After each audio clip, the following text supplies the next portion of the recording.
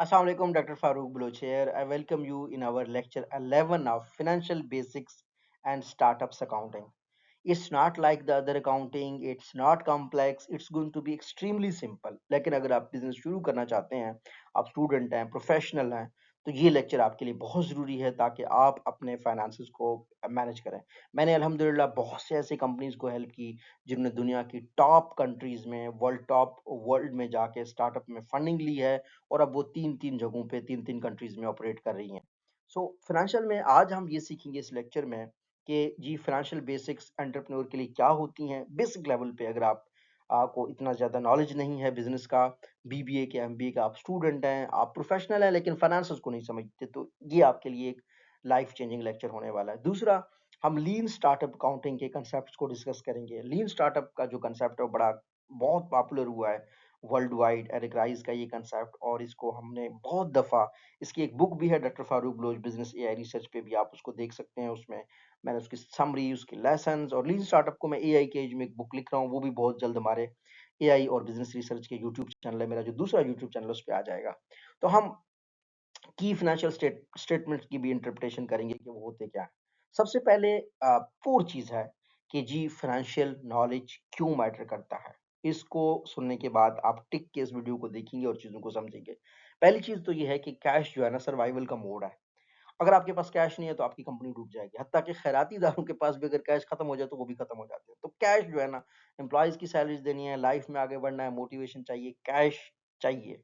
तो सर्वाइवल के लिए कोर चीज है। दूसरा, इन्वेस्टर कॉन्फिडेंस। अगर आपकी कंपनी सही चल रही है तो इन्वेस्टर भी आप पे कॉन्फिडेंट होगा। तीसरी चीज ये है कि अगर आप फाइनेंशियल नॉलेज है आपके पास तो इन्फॉर्म डिसीजन लेंगे, अच्छी डिसीजन लेंगे। जिग जैगलर एक बहुत मशहूर बंदा था, उस बंदे ने कहा कि पैसा सब कुछ नहीं है, लेकिन ये यहाँ ऊपर रैंक होता है बिल्कुल ऑक्सीजन के साथ। अगर ये बंद होगा तो ऑक्सीजन आपका, तो आप अंदाजा होना चाहिए आपके साथ क्या होगा।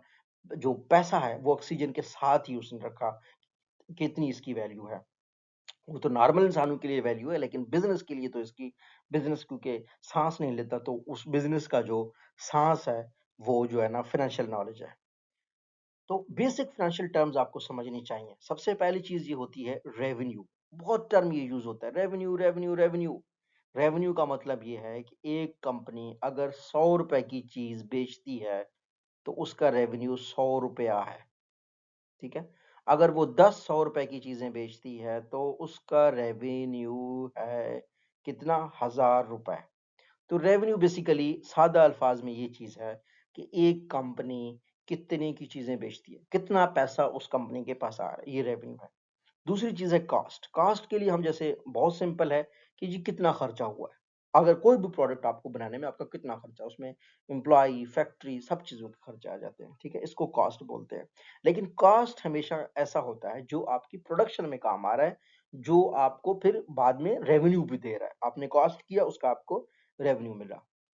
उसके बाद आते हैं आपके एक्सपेंसेस। एक्सपेंसेस वो हैं जो आपके खर्चे हुए, खर्चे एक्सपेंसेस को कहते हैं। कॉस्ट और एक्सपेंसेस में ये फर्क है कि कॉस्ट जो है ना सीधा सीधा वहां पे खर्च होगा जहां पे आपकी कंपनी क्या करती है, प्रोडक्ट से प्रॉफिट कमाती है, प्रोडक्ट बनाती है।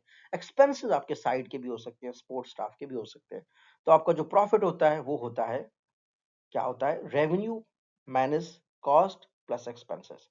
अच्छा, ये तो प्रॉफिट वो होता है कि जी आपको कितने पैसे बचते हैं अपना खर्चा निकाल के, सादा अल्फाज में। कैश फ्लो जो है ना, ये मोस्ट इंपॉर्टेंट कंसेप्ट है, ये जिंद जान है कारोबारों का।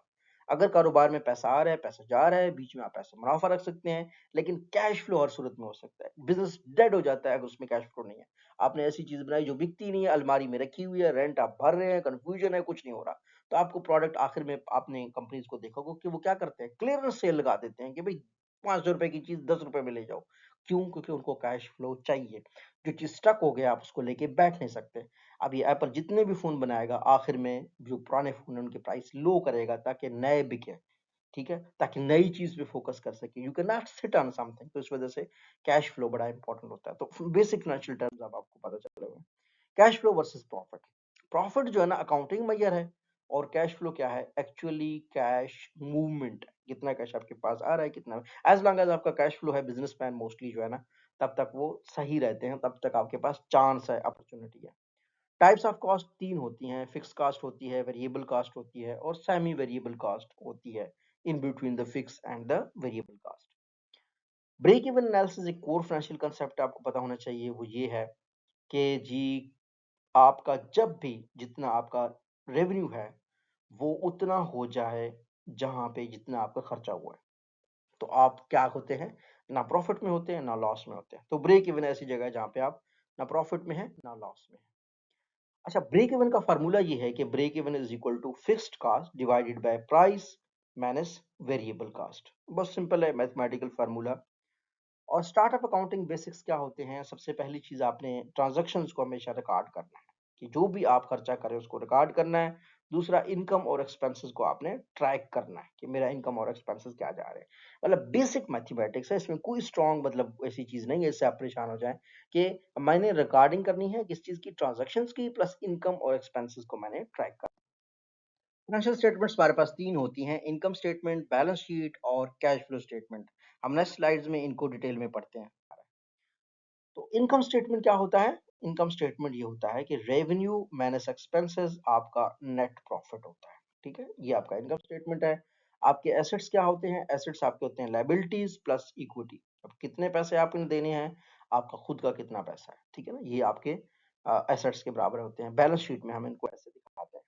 कैश फ्लो स्टेटमेंट कैसे होता है कि जी आपका ऑपरेटिंग कैश कौन सा है, इन्वेस्टिंग कौन सा है और फाइनेंशियल एक्टिविटीज, फाइनेंसिंग एक्टिविटीज आपकी। अच्छा, अक्रूवल वर्सेस कैश अकाउंटिंग, ये बड़ा इंपॉर्टेंट है हमारे लिए समझना। कैश अकाउंटिंग ये होता है, कैश के बारे में हम ये कहते हैं कि व्हेन कैश इज रिसीव्ड तब हम कैश अकाउंटिंग की ट्रांजैक्शन करते हैं। अक्रूवल ये होता है कि when revenue is earned, irrespective of कि कैश हमें रिसीव हुआ है या नहीं हुआ, अक्रूवल जो है ना वो सिर्फ रेवेन्यू या जो व्हेन रेवेन्यू इज अर्न्ड तब हम इसको रिकॉर्ड करते हैं। तो monthly cash consumption of startups इसको बर्न रेट बोलते हैं। तो आपका बर्न रेट भी आपने लाजमी कैलकुलेट करना है।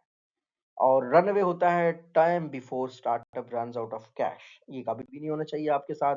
फाइनेंशियल रेशियोज फॉर स्टार्टअप्स क्या होते हैं? ग्रॉस मार्जिन, नेट मार्जिन और करंट रेशियो, तीन चीजें हैं जिन पे आपने फोकस करना है।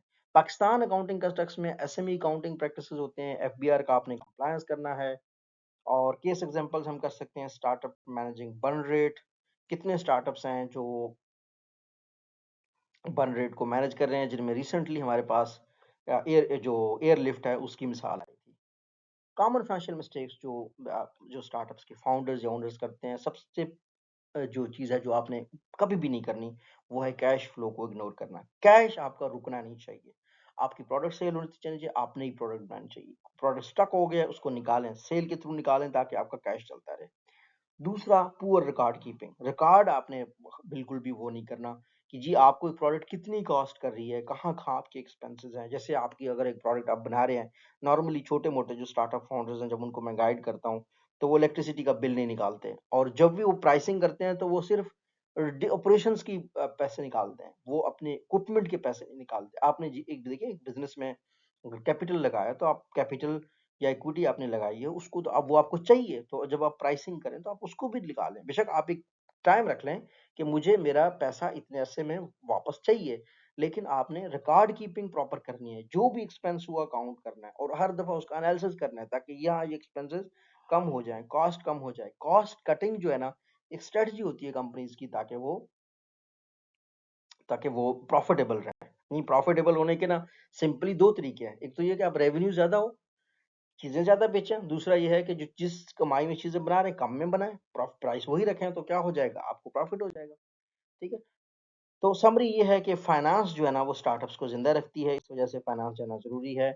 और आपने मुझे बताना है कि अपने कमेंट सेक्शन में, अगर आपको ये लेक्चर समझ आया कि how long can your startup survive without revenue. अगर आप एक स्टार्टअप शुरू कर रहे हैं तो वो कितना अरसा तक रेवेन्यू के बगैर सर्वाइव कर सकता है। जो लीन स्टार्टअप का मेथड है वो ये, प्रोटोटाइप बना के कम से कम मार्केट में बेचो, नहीं तो खर्चा ना करो। प्रोडक्ट ऐसा बनाओ जिसकी कोई खरीदार होने चाहिए। नेक्स्ट लेक्चर में इंशाल्लाह ताला हम लोग डिस्कस करेंगे फंडिंग सोर्सेज को और बूटस्ट्रैपिंग को। Thank you.